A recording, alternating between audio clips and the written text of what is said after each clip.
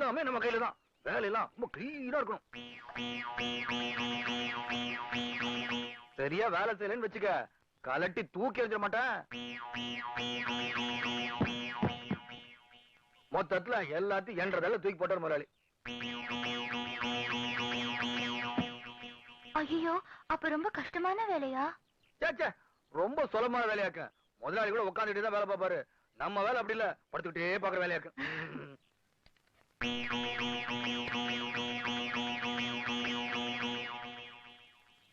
எப்படியோங்க, கடவுள் புண்ணியத்துல உங்களுக்கு நல்ல வேலை கிடைச்சிருச்சு. அது மட்டுமா, 500 ரூபாய் முன் பணமும் கொடுத்துருக்காங்க. என்ன பண்ற, ஒரு மாசத்துக்கு வீட்டுக்கு தேவையானதை எழுதி கொண்டு வரேன். முதல்ல வீட்டு பிரச்சனை முடிச்சிருவான். இதோ ஒரு நிமிஷத்துல லிஸ்ட் போட்டு கொண்டு வந்துறேன்.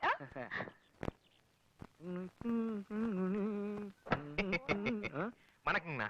வணக்கம். என்னடா கண்ணாடி